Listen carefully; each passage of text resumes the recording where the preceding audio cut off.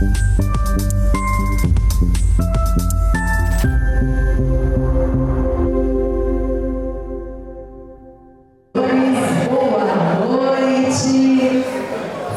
todos bem-vindos ao jantar de encerramento do Encontro Pedagógico 2026 da Universidade Estadual de Roraima. Eu gostaria de pedir para que pudéssemos aproveitar 100% a nossa noite. Nós teremos muita coisa legal hoje. Que os senhores mantivessem seus celulares em modo silencioso. Muito obrigada.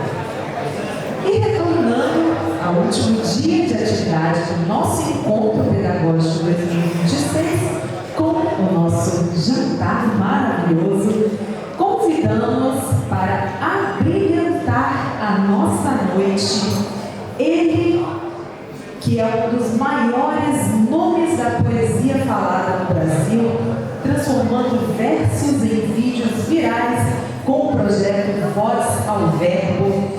Escreveu livros de grande sucesso, destacando-se a parceria com o Monte Coa em A Monte e o Poeta. Além de escritor, é letrista com indicação ao Prêmio Latino e músicas em trilhas sonoras de novelas. Atua também como palestrante em grandes empresas, usando a arte para falar de inteligência emocional e saúde mental no trabalho.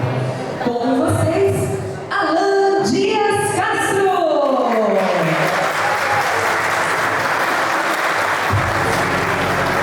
Hoje eu vou te levar para onde nasce um poema. E a menina que estava sendo atrasada entendeu que não existe hora errada todo compromisso com a própria. Então tire o peso das suas costas.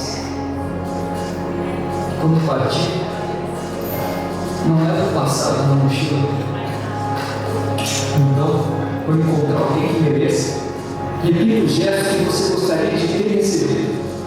Agradeça e sinta-se agradecido. Preciso remar. É muito bom receber aquela mensagem que diz: calma, vai passar. Mas a que muda tudo é que diz: calma, estou passando aí. A gente leva meses para nascer e às vezes uma vida inteira para se sentir vivo. A gente acaba ficando tão competitivo que vive com medo de perder. Mas vai ser de si que vai ter vencido aquele que tiver perdido o medo de viver. Sim, você está vivo, já é um belo motivo para agradecer. E todos os dias a vida nos dá uma oportunidade dizendo: sejam bem-vindos. Alguns não escutam porque estão sempre pedindo, mas mais do que uma hashtag sem sentido, a gratidão é um sentimento. Eu valorizo esse momento, esse momento, esse momento. Eu valorizo esse momento e repito: todos os dias a vida nos dá uma oportunidade. É simples, mas não esqueça. Agradeça. Muito obrigado.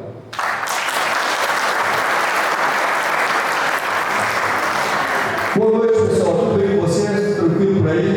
Que bom. Prazer imenso aqui com vocês. Quero começar agradecendo por essa oportunidade, por essa possibilidade de estar aqui hoje.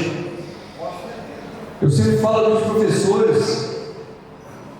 Tenho muitos familiares professores, meu avô era professor, minha esposa é professora, minha irmã, enfim, tem várias tias professores.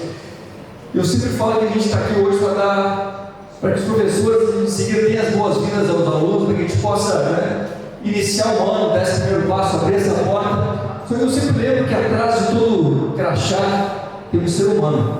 Então o meu objetivo aqui hoje é lembrar que sim, os professores são os guardiões dos sonhos, como eu falo, sempre digo, quando alguém disser que tem um sonho, respeite, porque para dizer que é impossível, muitas vezes basta a realidade.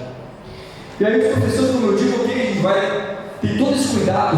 Eu considero talvez a profissão mais importante em relação ao sonho, em relação à construção de algo. O quanto pode ser valoroso para alguém ouvir de um professor, ou pelo menos ter aquele sonho respeitado pelo professor, mas e quem é que cuida do sonho dos professores? Sempre fala desse ser humano que está atrás com seus sonhos, com seus medos, com as suas vontades, enfim, com esses sonhos guardados. Então hoje nós mão atrás do crachá, dando essa oportunidade, esse respiro, para que os professores se sintam bem-vindos e aí sim possam dar as boas-vindas. Esse é o objetivo hoje. E também a minha ideia é que através da poesia a gente faça uma reconexão com os que vieram antes, os ancestrais, reconexão com a criança que a gente foi um dia, para que a gente saiba, ou pelo menos converse sobre, descubra sobre quem a gente é, por consequência do que a gente tem a oferecer. Então, esse é o nosso objetivo hoje aqui, esse resgate dessa essência, esse resgate da nossa identidade, e sempre prezando, toda vez que eu vou fazer esse privilégio de fazer essa abertura de ano, no caso hoje o encerramento desse evento que vai levar essa abertura do ano, eu sempre prezo por uma palavra, que é o que minha mãe sempre fala, quando a gente tem essa chance, né, de iniciar com as pessoas, de abrir essas portas, que a gente lembre de uma palavra só, que é o que me conduz, que é respeito. Por que eu digo isso? Porque a gente não sabe o que está por trás de cada história que as pessoas nos contam. Toda pessoa tem uma história por trás das histórias que nos contam. Já repararam? São medos escondidos, são sonhos interrompidos, mas também coragens que nos deixariam surpreendidos pela força descoberta quando tudo parecia perdido. Então essa força que eu não quero perder, isso eu gostaria que a gente levasse daqui para a sala de aula, para a nossa vida, para a nossa família, para o nosso país, enfim, para o mundo. Respeite a batalha de cada um. A gente não sabe o esforço que exige aqui no sorriso de bom dia, ou talvez a dor revelada, um gesto de antipatia. Então, o que me permeia, o que me conduz é justamente isso. Respeito à batalha de cada um. Dito isso, o que eu vou trazer aqui não são fórmulas, não tem receita, não tem manual. Acho que o mais sincero, dividir, oferecer o que eu preciso, que é a poesia, dividir a minha trajetória. Vocês estão de vocês, a gente se encontra pelo caminho, como eu disse, sem receita, sem esperar que alguém siga o que eu estou dizendo, só dividindo essa sinceridade. Acho que é a melhor maneira de se encontrar, né? Através da sinceridade. E como eu sempre conto algumas histórias muito pessoais, vou embasar o que eu digo do respeito à batalha de cada um. Porque a gente sempre aprendeu que a gente tem que ser, né, esse super-herói, super profissional, super pai. E esse fio condutor que me traz aqui justamente é o que eu chamo de pontos de encontro, gente. O que é isso? São aqueles momentos raros que a gente pode tirar essa máscara da perfeição, que a gente não pode errar, não pode pedir ajuda. E eu trago essa história pessoal, naqueles momentos que a gente não imagina o que está por trás daquele sorriso, como eu disse, lá em casa, gente.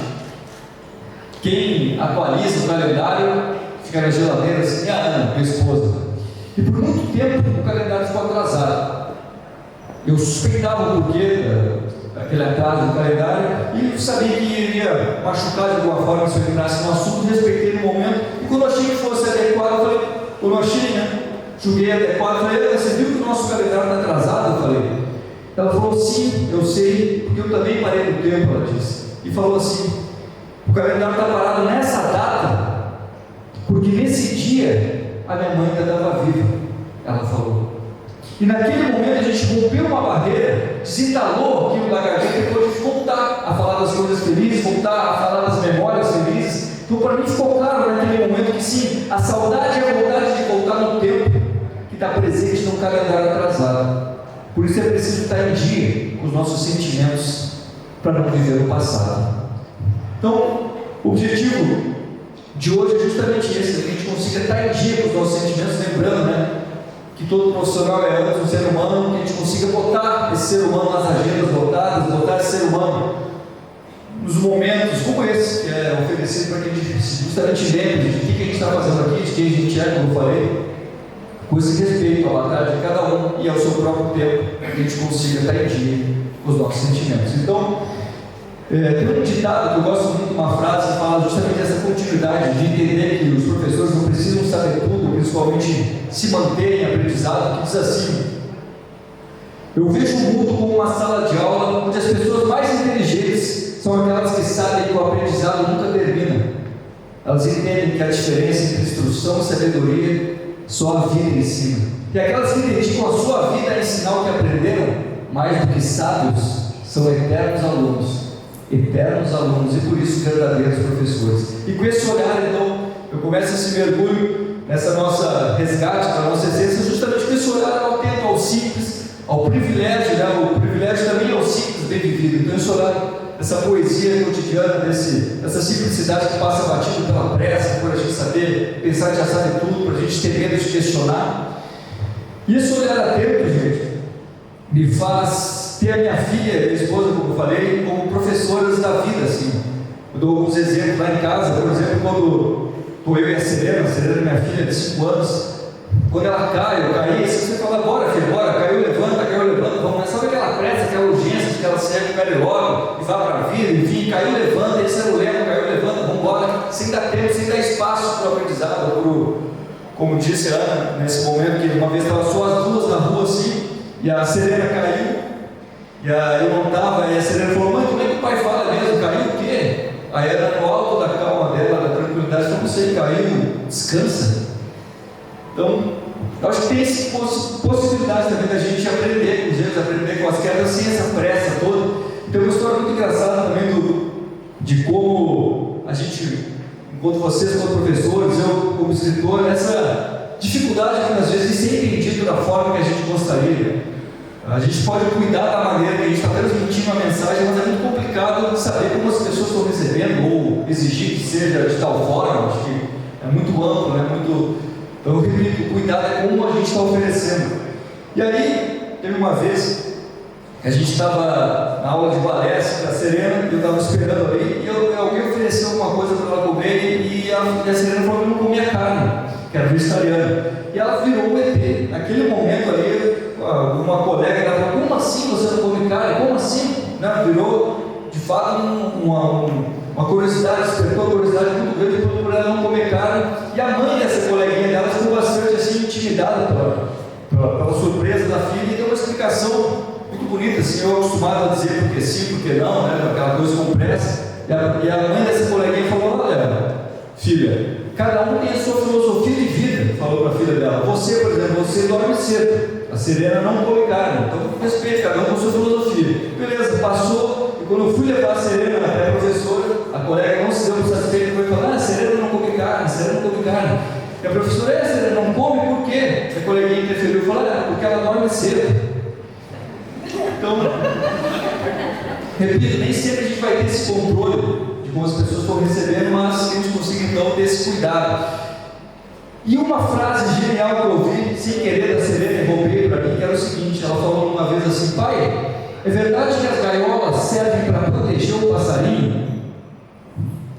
A gaiola serve para proteger o passarinho. Eu pensei, naquele momento, me espantou essa frase, gostei, anotei, fiz um poema que disse que sim. A gaiola serve para proteger o passarinho de voar alto, de se expor, do medo da morte, do medo do ridículo, dos julgamentos que os outros têm risado. Assim, talvez seja mais seguro na nossa vida, né? Muitas vezes a gente está preso nessa gaiola aberta. E aí eu sempre falo que a pior prisão, minha gente, a pior prisão é que se fecha por dentro. Porque percebam que, para quem escolhe não voar, a grade não limita, consola. Tem gaiola que é escolha, e tem escolha que é gaiola. Então, eu gostaria de passar o primeiro vídeo hoje, para que a gente consiga, como eu falei, né? Vamos desde o princípio aqui. Lembrar de respeitar a batalha de cada um, de estar em dia com os nossos sentimentos, e que a gente não se prenda nessa gaiola aberta por medo de arriscar, medo de fazer o que a gente sempre sonhou, por medo de voar. Então, que as nossas escolhas reflitam quem a gente quer ser, e não o medo que nos prende nessa gaiola aberta. Por gentileza, abrir e cuidar.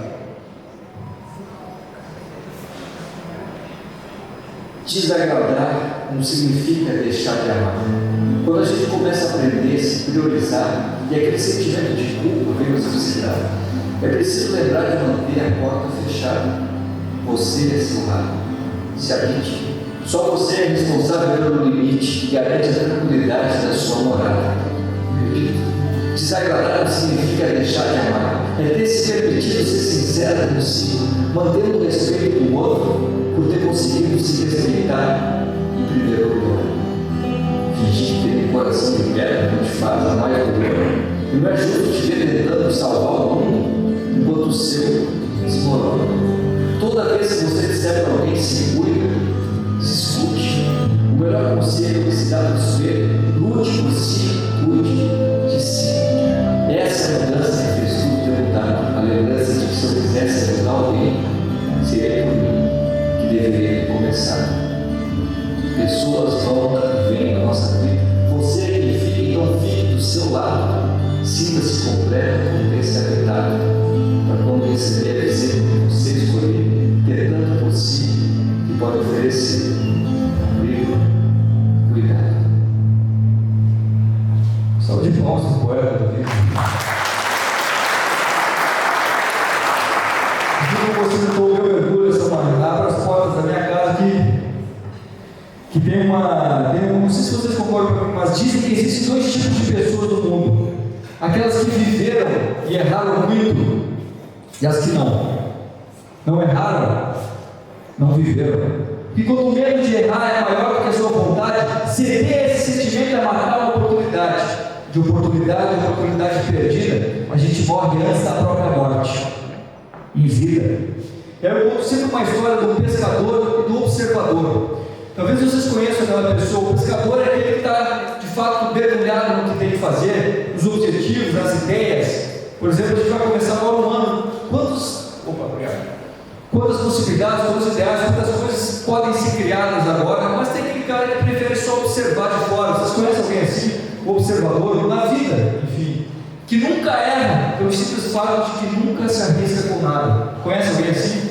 Aquele cara que tem a maior desculpas para os erros de todo mundo, mas para ele está sempre amparado pela desculpa de que se fosse ele faria diferente. E dessa história está o pescador mergulhado na missão dele, na função, e o observador, obviamente, na areia, sentado observando a vida da areia. E quando o pescador sai do mar, sai da função que ele estava fazendo, encontra o observador tenta dar um conselho para ele: você está fazendo tudo errado, daqui dá para ver que o equipamento é inapropriado, enfim. O pescador agradeceu e não ouviu, porque ele sabia, dar opinião do lado de fora é igual jogar rede na teoria, vai cheio de razão, mas na realidade volta vazia.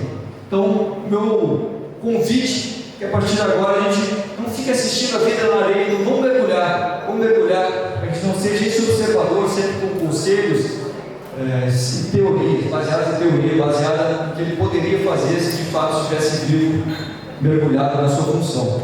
E aí, minha gente, eu divido com vocês o meu mergulho, para que não fique só na teoria, que começa com uma pergunta que não é tão simples, pelo menos para mim. Me diz o que é pior: desistir do que quer ou se contentar com o que nunca quis?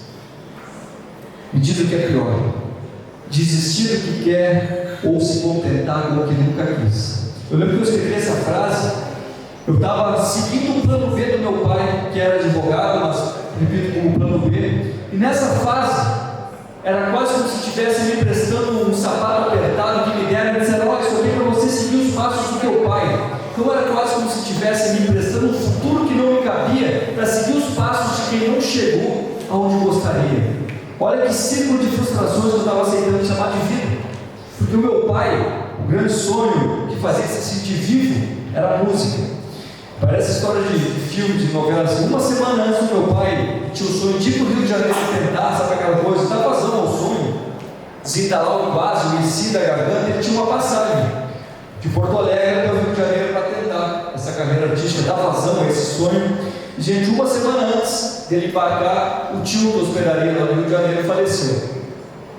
E aí ele fez uma pergunta para uma pessoa pela qual tinha muita consideração, pela opinião, e falou: você acha que vale a pena largar tudo e ir atrás desse sonho, sem ter esse amparo da chegada? E ele ouviu que não, porque ele não era bom o bastante. E ele tomou aquele comentário, aquele julgamento como uma realidade dele. Ele passou anos, então, dando vazão a esse plano B, que foi a advocacia. Eu lembro do meu pai se marcando no calendário para se aposentar, tipo presidiário para sair da cadeia, assim. Eu fico imaginando o esforço que dá para uma pessoa dedicar uma vida a algo que ela não se identifica. E talvez o que nos assuste mesmo, porque a gente confunde a maioria com o normal, né? A maioria está fazendo o que não gosta, a maioria está insatisfeita, e a gente acaba não questionando por que essa horda de descontentes está indo para aquele lado, e você acaba acompanhando, né? Talvez o que nos assuste de fato seja a felicidade, já que essa multidão está indo para um lado, a gente acaba acompanhando.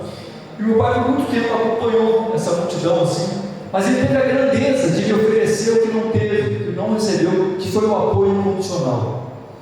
Porque meu pai me fez perceber que um sonho não é um bastão de frustrações hereditárias.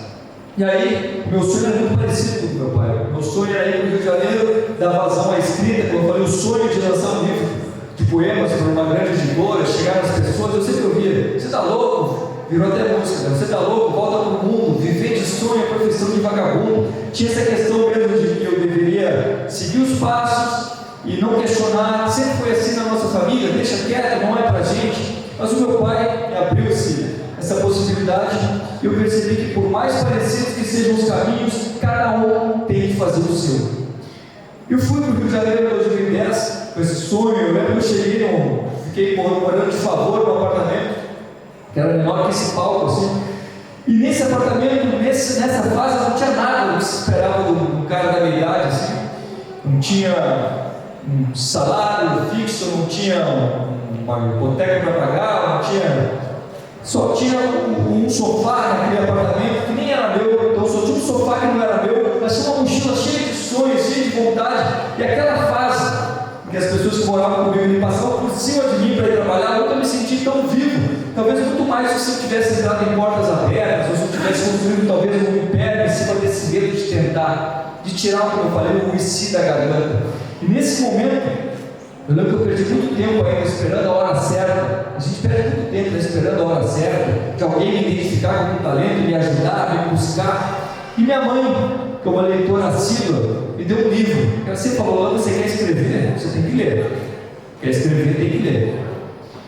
E aí, minha gente, a minha mãe deu um livro chamado Clarissa. Alguém já leu Clarissa? Clarissa do Érico Veríssimo, que é um escritor gaúcho. Você leu? E nesse livro é um livro que vai suave, vai tranquilo, até que chega um personagem, minha gente, chamado Amaro. Aí ele fala assim: o Amaro tinha sempre muitos projetos, um tumulto de sinfonias, invenções de melodias, poemas, mas entre o sonho e a realização havia um abismo. Entre o sonho e a realização havia um abismo que era preciso vencer com um pulo, que ele nunca deu. E eu me vi naquele cara, cheio de sonhos, projetos, invenções, mas ao mesmo tempo parecia que tinha uma desculpa no bolso sempre, como se eu não merecesse, não pudesse chegar ao que eu sempre quis. Então, nesse momento, eu resolvi, com esse empurrão da minha mãe através do livro, que de fato livros mudam vidas, né? Eu resolvi lançar meu livro. Eu acho importante falar aqui para vocês que o meu primeiro livro eu lancei em parceria com a editora, ou seja, eu paguei para lançar. Metade eu paguei para lançar. E muitas pessoas falavam: nossa, mas se nenhuma editora acredita em você, por que você vai lançar esse livro? Eu falei: por que eu acredito? Eu acho que em algum momento a gente tem que assumir a responsabilidade de quem a gente é ou de quem a gente quer ser. E nesse momento eu sempre falo: depois do medo, os ventos sopram a favor. Eu digo porque quem me impulsionou a lançar o livro foi o Érico Veríssimo, o livro Clarissa, e quem fez a apresentação do meu livro foi o filho dele, Luiz Fernando Veríssimo. Então a gente fechou um ciclo que só foi possível por eu ter dado esse pulo, como eu falei, depois do medo. Então eu tinha dado esse pulo e deu um alívio muito grande. Nesse momento, eu volto a pergunta para vocês aqui: me diz o que é pior, desistir do que quer ou se contentar com o que nunca quis? Quem acha que o pior é desistir do que quer, por favor, levanta a mão. Quem acha que o pior é se contentar com o que nunca quis? Quem só quer ver uma palestra tranquilo?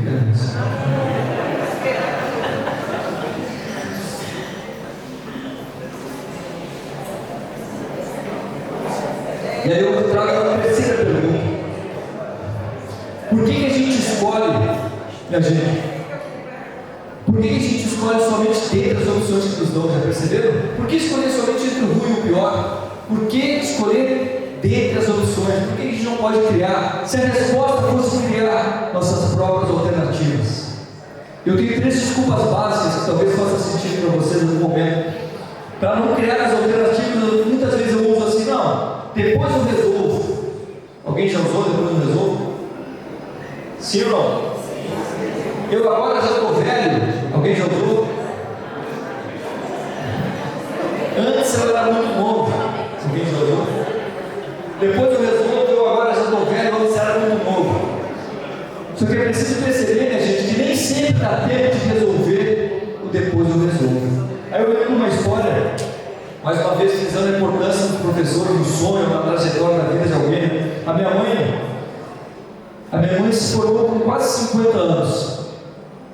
Então eu lembro dela, é muito forte, muito vívida a imagem da minha mãe contando que ela chegava em casa, trabalhava o dia inteiro, estudava à noite, não conseguia estudar, ela ia mal nas provas. Ela tinha muita vergonha da idade dela, ela tinha quase o dobro da idade dos colegas dela, ela trabalhava com os professores, ela ia mal nas provas, se sentia mal. Eu lembro que ela contava, gente, que ela se escondia no intervalo, ela ficava no banheiro, por medo, por vergonha, né, de ser julgada, aquela coisa assim, por tanta coisa. E ela foi professora e falou: olha, dona Ledinha, minha mãe, a gente sabe do esforço, pessoal, a gente sabe do seu objetivo, então foca nisso, esquece essa vergonha, esquece os anos que passaram, né? Foi o rumo da vida que fez minha mãe parar de estudar várias vezes para cuidar dos filhos, ou por fases financeiras não boas que ela teve que interromper, enfim. E ali ela se agarrou ao sonho, à vontade dela, por causa da palavra daquele professor. Falou: a gente está vendo o teu esforço, foca nisso, esquece todo o resto, essa vergonha, você é um exemplo para as pessoas. E era para mim.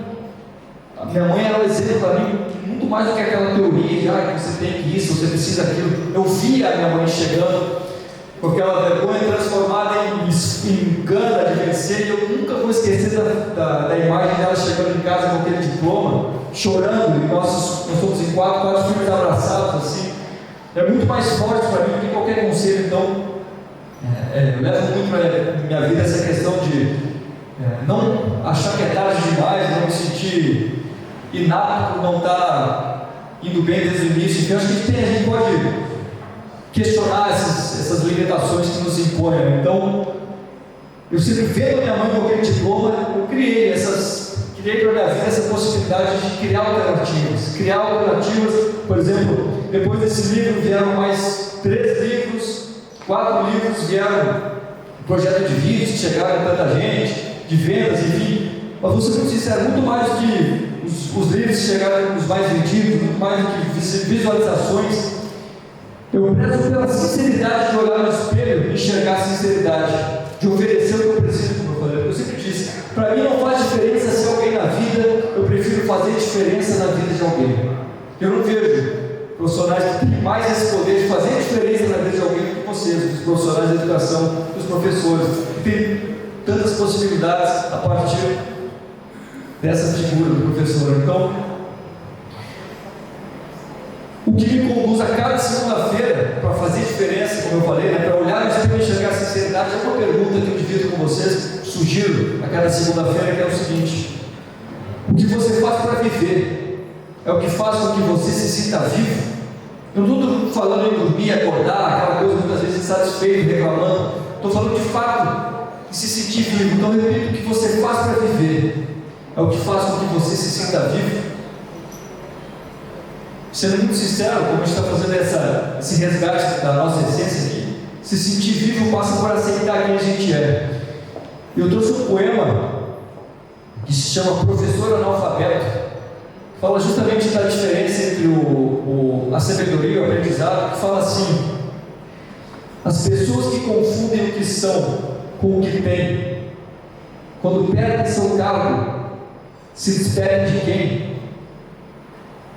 De quem nunca foram na realidade, porque não existe hierarquia que diminua a nossa personalidade, quando a gente se dá conta que atrás do crachá é que está a nossa identidade.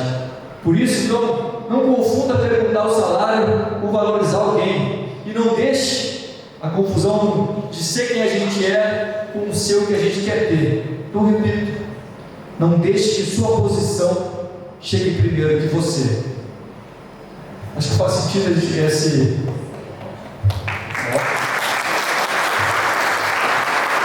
olhar pela simplicidade, a diferença entre instrução e sabedoria, nos faz chegar antes dessa posição que muitas vezes pode ser temporária. Enfim, a nossa essência é muito maior, muito mais forte do que qualquer cargo, título ou diploma. E aí eu começo esse resgate agora com alívio. A gente vai começar agora esse ano, eu tenho falado muito isso, né? Como foi muito tempo mais fácil para mim, gente, eu não precisava olhar para trás para procurar desculpas ou culpadas. Poxa, meu pai podia ter feito aquilo, podia ter tido a coragem, minha mãe devia. Sabe, é uma carga que a gente vai voltando dos que vieram antes, até perceber que cada um fez o que pôde com as possibilidades que tinha. E aí cabe a nós cortar esse cordão umbilical das frustrações, né? E esse vídeo se chama Ancestrais e fala justamente disso, daquele que consegue olhar para trás e agradecer ao invés de procurar desculpas e culpados. Isso traz um alívio imenso que eu quero dividir com vocês, por gentileza.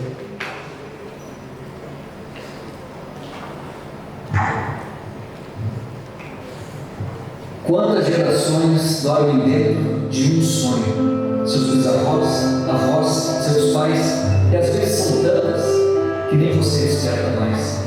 Mas um sonho não é um bastão de frustrações hereditárias. Por mais que haja opiniões contrárias, basta que uma pessoa seja a favor de fazer acontecer. Sim, você. Pensa nessa vida como se fosse uma viagem. Nossos ancestrais nos deram a passagem, mas ninguém pode viajar no lugar de alguém.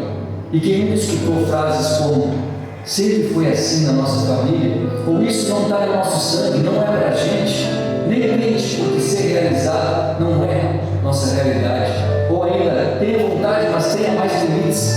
Eu diria, respeite essas opiniões, mas não acredite.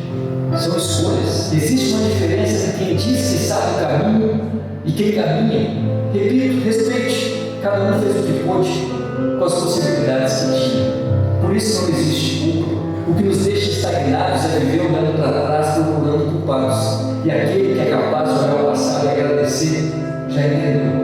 Por mais parecidos que sejam os caminhos, cada um tem que fazer o seu. Os que vieram primeiro nos deram a chance de aprender até com os erros. Honrar as antigas gerações é cortar o cordão umbilical das frustrações. E isso é dar a luz à própria vida, é renascer para a liberdade, assumir a responsabilidade do seu sonho, é escolher sua realidade. Muito obrigado. A vida é o que passa enquanto a gente espera a coragem de parar de levar a vida que os outros esperam da gente. Muitas pessoas me perguntam como é que eu faço para atingir essa identidade, chegar em quem eu sou. Isso é muito particular, mas eu sempre trago um novo ponto de vista, que é uma substituição que é a seguinte: toda vez que vocês tiverem um sonho, uma vontade de iniciar, de criar algo, as pessoas vão falar assim: legal, mas o que você vai ganhar com isso? Não é assim, não é isso que a gente escuta? Legal, mas o que você vai ganhar com isso? O que você vai ganhar com essa ideia? O que você vai ganhar com esse objetivo? Por experiência própria, a sugestão é trocar o que eu vou ganhar com isso por o que eu tenho a oferecer. Tudo que você quiser, seja sucesso, reconhecimento, seja lá qual for o parâmetro de ter chegado lá, é fruto do que a gente oferece. Então, repito, a gente está chegando em quem a gente é, por consequência, para saber o que a gente tem a oferecer. E toda vez que eu passo esse vídeo dos ancestrais, eu lembro do meu avô, que era professor, e todo final do ano, o final do semestre, ele tinha aquela impressão de que todo ano que ele tinha trabalhado, parecia que tinha passado uma borracha, parecia que era em vão. Sabe? Parece que as pessoas esquecem, parece que foi em vão todo aquele trabalho, toda aquela construção. Até que a gente fez uma analogia uma vez da casa da minha avó, que a casa da minha avó virou um prédio de 15 andares. A gente pensou, poxa, soterraram toda aquela experiência de vida, soterraram todo aquele amor, toda aquela construção, toda aquela vida. Pô, pessoas morreram ali, casaram ali, nasceram naquela casa, parece que pagaram essa história, botaram abaixo, até a gente perceber que não. A casa da minha avó fica em frente a uma praça, então ela não virou um prédio, ela virou a maior árvore da praça. E quantas casas de vó nasceram dessa semente que a gente plantou sem saber? Como eu falei, de histórias, de vivências, de sentimento. Então é muito amor, é muito sentimento para virar concreto. E justamente essa percepção que ele teve. Assim como a casa da minha avó, a casa do meu avô, que não virou um prédio, virou uma árvore e serviu como raiz para quantas outras casas de vó. Todo aquele aprendizado, todo aquele conhecimento passado, com amor, com gentileza, com a percepção de ter um cuidado, a batalha de cada um, não é em vão. Não pode ir assim de uma hora para outra. Acho que é uma construção. Quando ele se deu conta, ele sentiu um alívio muito grande. Assim como a casa serviu como semente, as palavras dele como professor, o cuidado, a atenção, não foram em vão. Então deu esse alívio muito grande. E toda vez que eu lembro também dessa história da minha avó, da casa da minha avó, eu lembro do Alain criança, e continua esse resgate que a gente está da adolescência, chegando no poema A Criança que Eu Fui um Dia. E hoje, eu sempre levo, na semana passada eu estava em casa, levei minha filha no primeiro dia da escola e lembrei do seu Roberto, que é o senhor da portaria, lembrei daquele Alan chegando na escola, criança, que tinha também o seu Chico, que era o senhor que ficava lá dentro da porta, conversando e amenizando os problemas. Lembrei da professora Suzana, a professora Suzana, quando eu tinha 6 para 7 anos, eu lembro que ela falou assim, a gente fez um exercício, e ela falou: poxa vida, meu amor, você já sabe ler. Talvez vai ter facilidade para escrever. Eu não sei se isso te trouxe até aqui, mas aquela palavra, aquela gentileza, meu amor, você já sabe ler. Aquilo ficou tão guardado dentro de mim, sabe? Aquele gesto tão simples, mas me botou uma confiança tão grande. Então, eu sempre lembro da Serena contando as historinhas dela, dos professores, eu sei da importância do que ela está ouvindo, do que eles estão construindo ali. Aí eu lembro dessa criança que eu fui um dia, e faço uma pergunta para vocês, que é a seguinte: se a criança que você foi um dia viesse te visitar, será que ela se reconheceria? Eu lembro um dia a gente estava olhando a foto do meu crachá e não me reconhecer.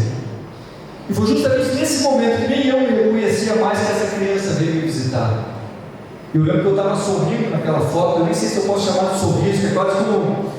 Hoje eu chamo de sorriso de emergência, aquele sorriso, não sei se vocês se identificam, aquele sorriso que você quer dizer sim e não consegue, precisa dizer não, mas não sai, aquele eu te amo, aquele sentimento instalado, sabe, no máximo desse sorriso assim, estático, de emergência, como eu digo hoje.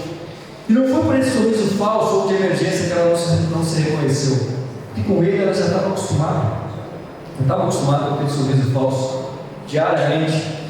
Ela não se reconheceu pela insatisfação que eu trazia no olhar. E esse não tem disfarce, que vem de dentro, que é justamente onde essa criança mora. Então é isso, o olhar é o parâmetro, é o ponto de vista da sinceridade de como vai você.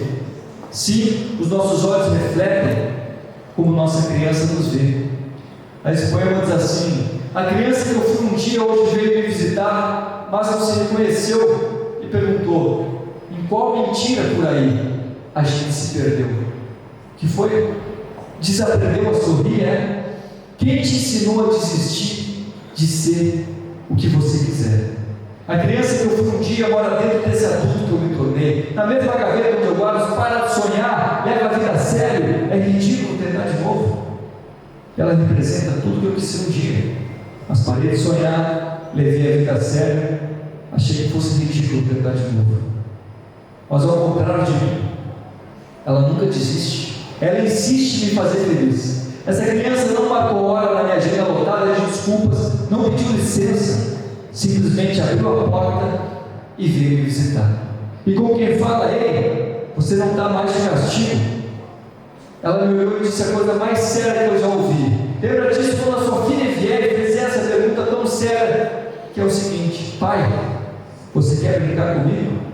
E hoje, com a minha filha no colo, a gente ri enquanto o tempo passa. Eu já entendi que levar a vida a sério não significa perder a graça.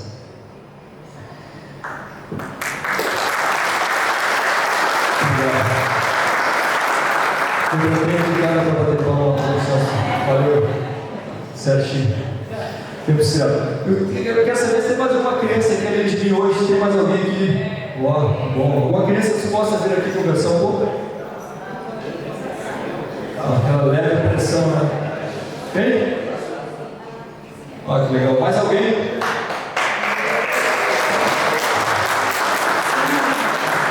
Mais alguém?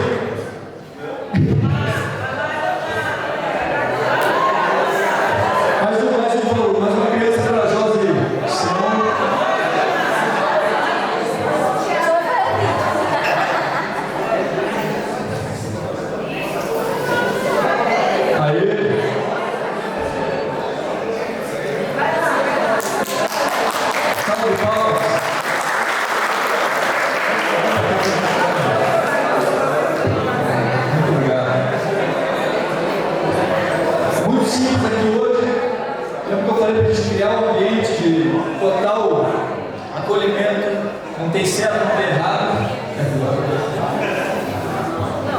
Pessoal, vamos respeitar as crianças que estão aqui agora. Vou fazer umas perguntas simples, não tem certo, não tem errado. Se apresentem.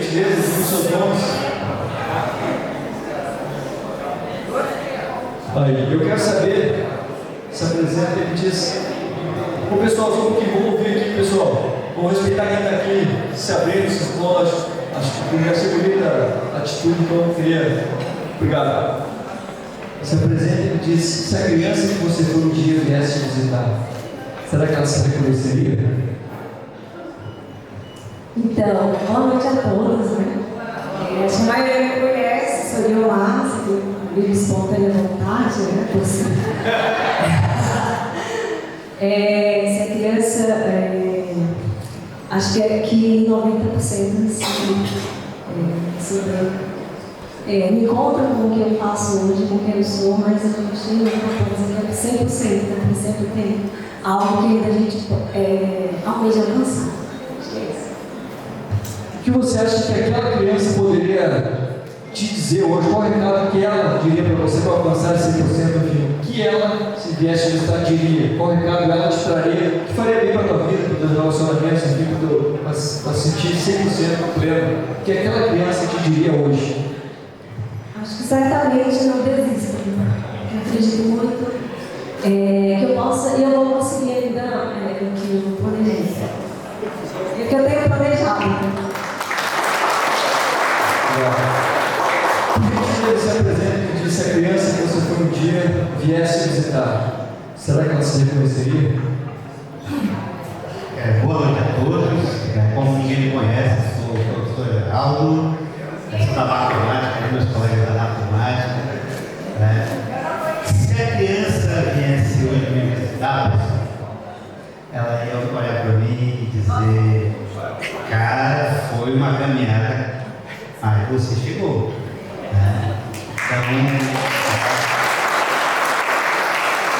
Porque eu, como professor na sala de aula, eu sempre me espelho quando eu era aluno. Então me vejo como aluno. Então muitas coisas eu relevo porque eu sei que eu faria aquilo. Então, por ter ainda uma criança que eu, com meus filhos a mesma coisa, posso contar uma história?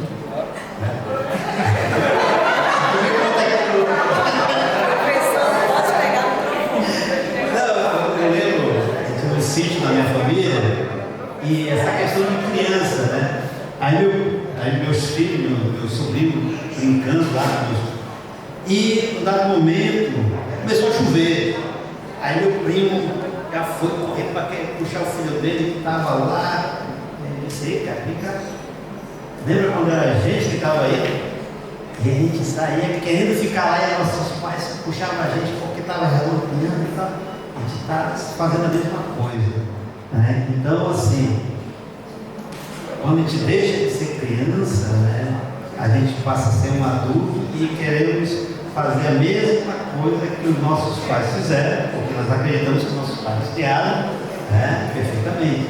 Então, eu tento não abandonar essa criança que está comigo, que já vive me visitando, porque eu estou na sala de aula com meus filhos, então é isso que eu tento, não abandonar essa criança. Muito bom, professor. Muito obrigado. Aí, sempre Deus corajoso, obrigado. Eu gosto muito de trazer essa questão da criança, porque a criança não tem medo de assumir que está com vergonha, ou de fato tem medo. E ser muito sincero com vocês, eu tenho alguns medos que me acompanham por muitos anos. Talvez o meu maior medo hoje em dia, quanto pai, enfim, sempre me acompanhou, é o medo da morte. Mesmo percebendo que a morte não tem lógica nenhuma. Já perceberam? Faz sentido, as pessoas vão sem nenhum sentido, idades que não fazem nenhum sentido, de maneiras, enfim. Já que a morte não tem nenhum sentido, é por isso que morrer de medo a vida inteira também não. Eu já tive medo, como eu falei, de arriscar, de deixar para lá, de me sentir depois preso por aquela gaiola aberta, enfim. E se eu tivesse que dividir com vocês aqui uma coisa que vocês levassem dessa percepção de que a morte não tem lógica nenhuma, é que sim, amanhã pode ser tarde, mas hoje a gente tem oportunidade. Então que a gente perceba a finitude não como uma ameaça, mas que a gente perceba a finitude como um despertador.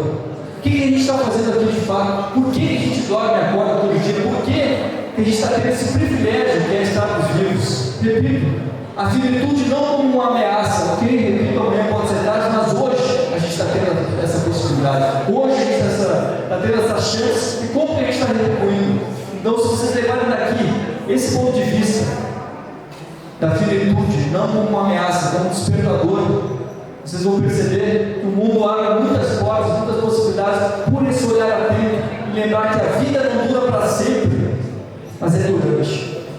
A vida não dura para sempre, é durante. A gente esteja atento a esse durante, porque, repito o que eu disse, nem sempre dá tempo de resolver o que depois eu resolvo. A gente aproveita essas oportunidades que aparecem na nossa vida sem esperar a hora certa, o momento ideal.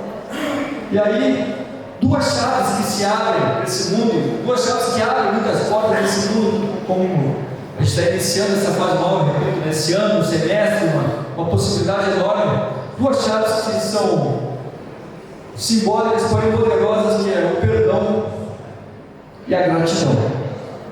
Por que eu digo perdão? Porque a gente às vezes acaba se acostumando, a levar aquelas mesmas mágoas, os mesmos rancores, aquele ódio, aquela gana das pessoas, a gente vai acumulando isso ano após ano, e vai achando que é normal, que é comum. A gente não se dá conta do peso nas nossas costas, dessas decisões de carregar essas mágoas, de não resolver as questões da nossa vida. Então, eu falo com ele que traz justamente essa possibilidade de deixar o passado onde está e não levar esse peso na mochila. É uma sugestão para que a gente comece esse ano essa possibilidade com mais leveza. E diz assim: você não consegue perdoar alguém porque ele não se arrependeu? Eu espero que você não se arrependa pelo tempo que perdeu. Porque se for parar para pensar, são coisas diferentes. A culpa pode estar no outro, mas o perdão está sempre na gente. Eu não estou dizendo que é fácil. Às vezes é mais difícil perdoar do que pedir desculpa.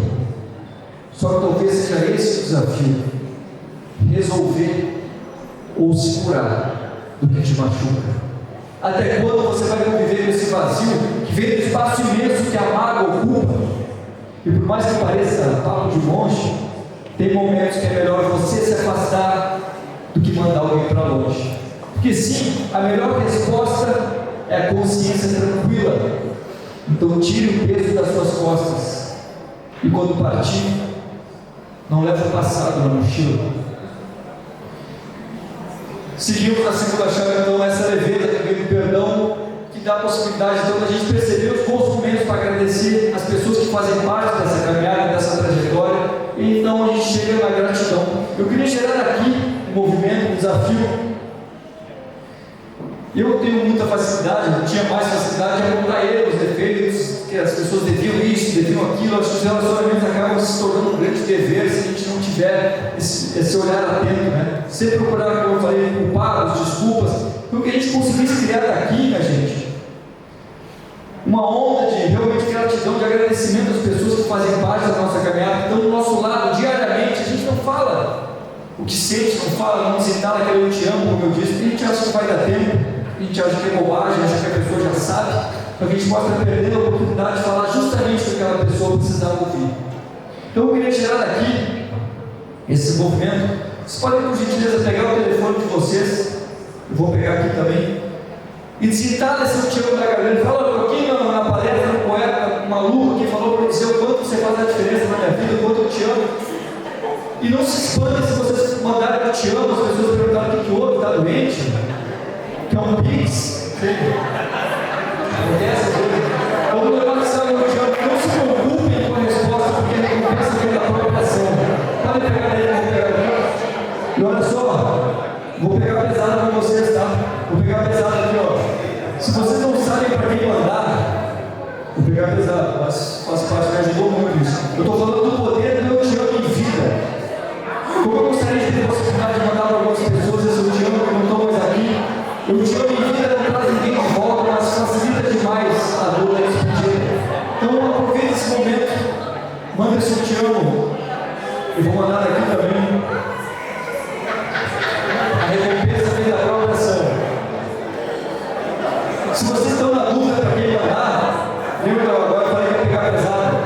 A gente veio de festa, de Natal agora. Está na dúvida para quem mandar. Pensa se aquela pessoa não tiver no próximo Natal, se ela vai fazer falta. O poder do eu te amo em vida.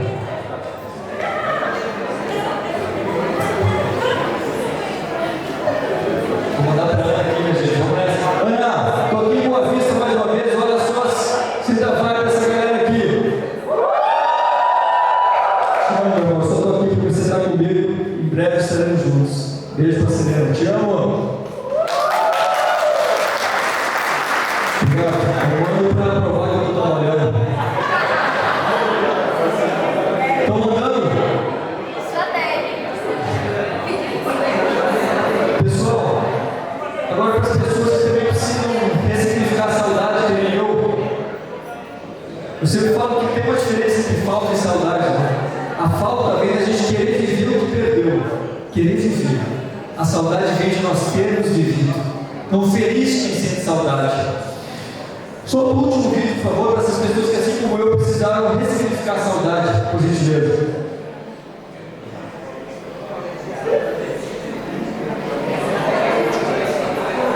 Superar a perda não significa esquecer que partiu. É conseguir ocupar o vazio com lembranças que mantêm o seu sorriso vivo.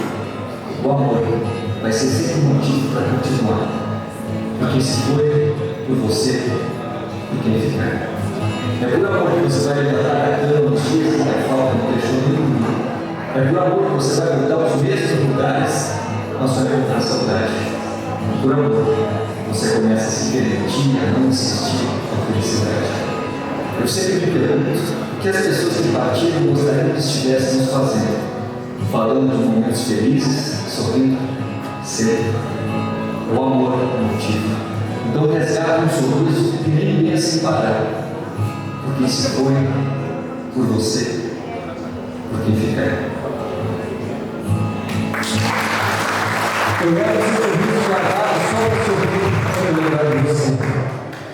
Quase nunca conta essa história, estou me soltando, se tiver vontade de contar a história, que anda muito lado a lado, morte e vida nessa história, contar um pouquinho da história da chegada da Serena.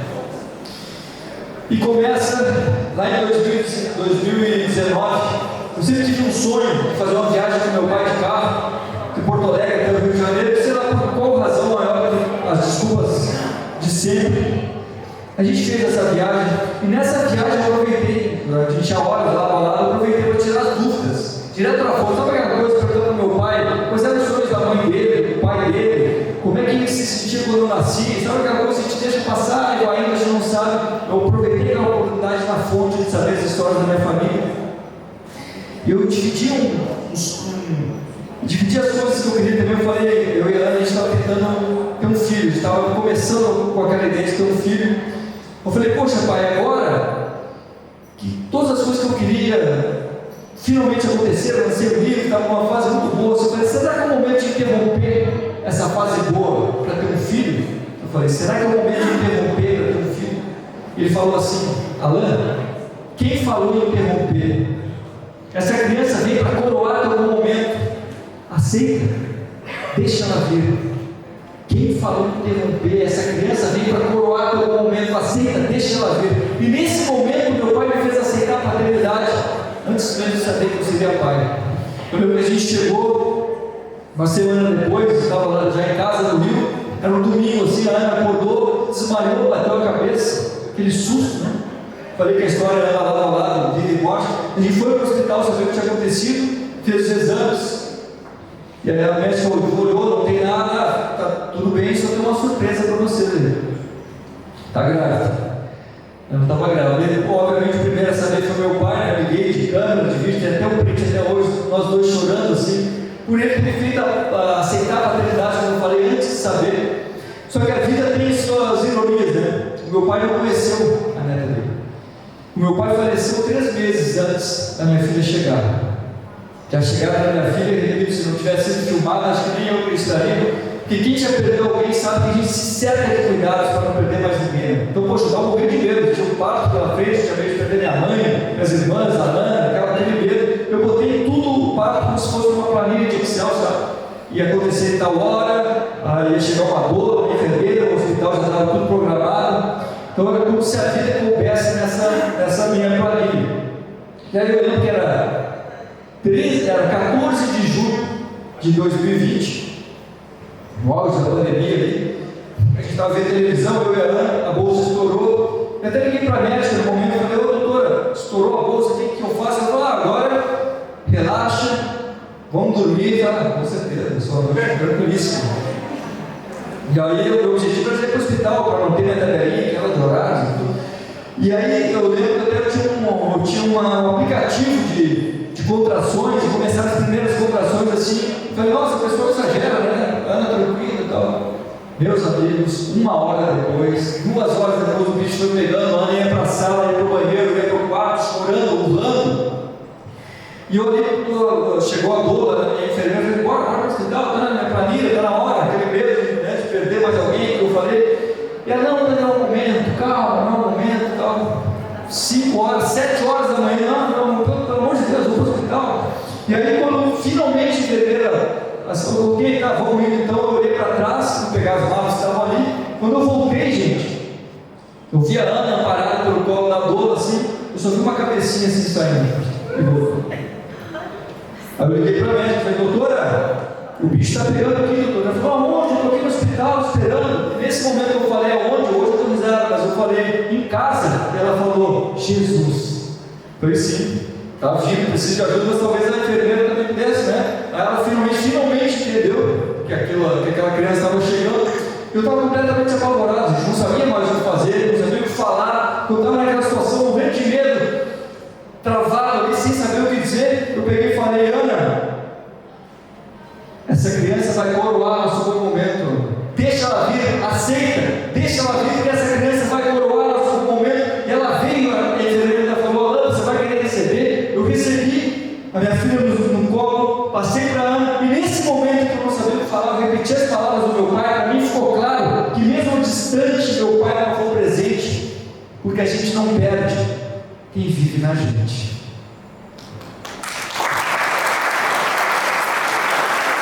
Então ali ficou claro o poder da palavra dita no momento e por alguém que a gente acredita. Aquele cara que ouviu que ele não era bom bastante, me deu o apoio incondicional para seguir o que eu acreditava. Aquele cara me fez aceitar a paternidade antes também que seja pai. Então eu penso nisso, no poder da função das palavras. Como eu falei, né? Os professores são guardiões dos sonhos.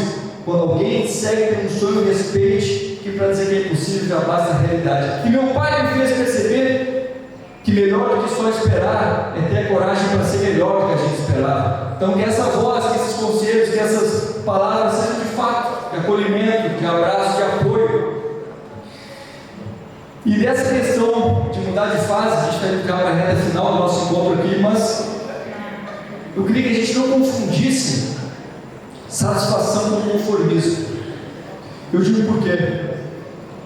Uma vez estava no lançamento do livro lá no Rio de Janeiro, um rapaz chegou cheio de emoção, assim, nem conseguiu falar. Ele contou para a Ana depois que tinha acontecido. Ele contou que ele estava na praia, um dia vazio, praia deserta, ele e a esposa entrou no mar.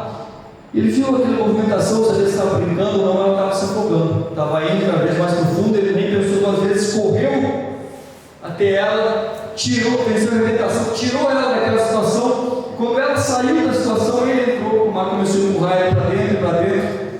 Ele pensou assim, ele contando, né? Salvei minha esposa, meus filhos já estão adultos, estou satisfeito, posso morrer.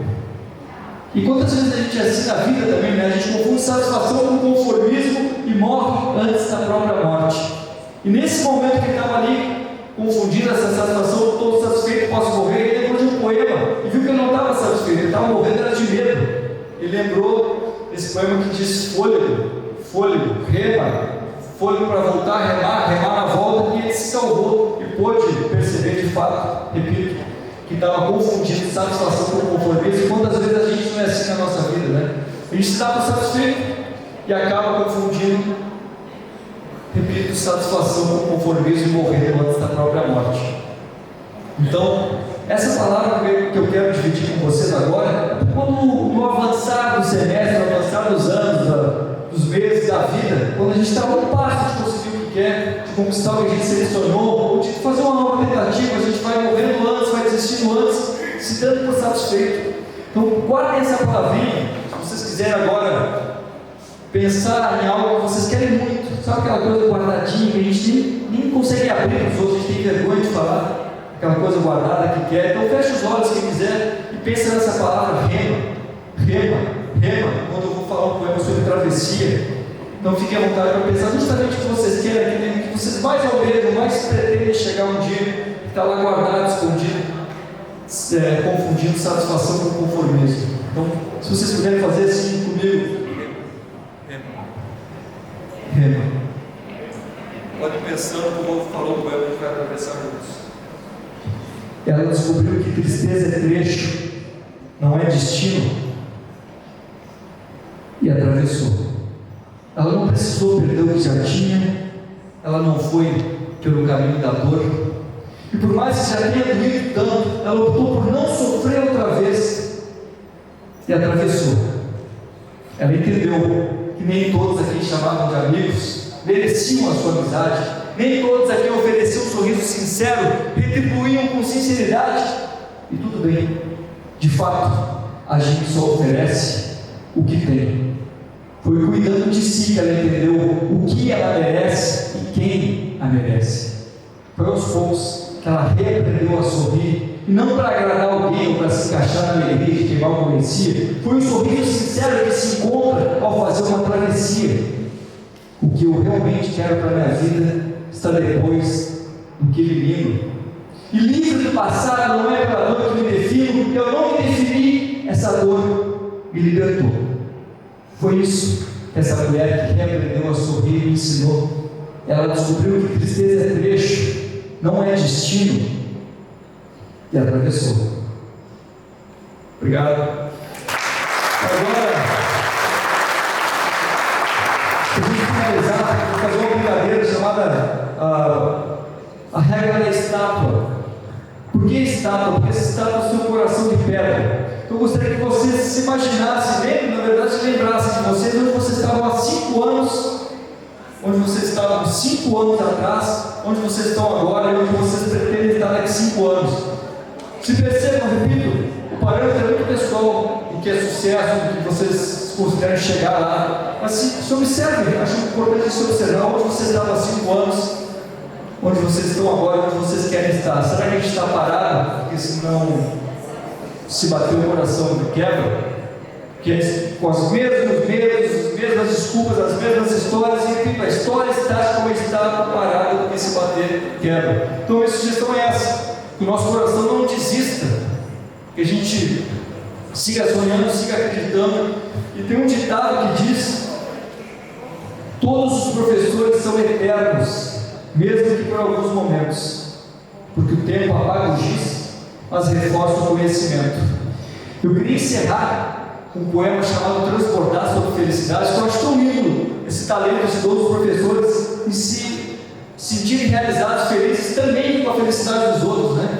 Vocês plantam sementes, vocês nem imaginam como que isso vai ser colhido, qual fruto vai dar. Mas eu tenho certeza, vendo pela minha esposa, que era professora, toda a minha família, todos esses professores que eu admiro, que eu convivo, a felicidade em ver a realização do aluno, uma pessoa que ela trabalhou ou esteve há tantos anos, né, plantando aquela semente, depois nem sabe, vai descobrir anos depois. Então vocês se satisfazem e ficam felizes com o sorriso dos outros. Eu acho que isso tão lindo, eu acho que isso é transbordar. Então esse poema, de fato, para agradecer, eu estou aqui na verdade para reverenciar a profissão de vocês, a dedicação de vocês aos sorrisos construídos através de tanto estudo, tanto esforço.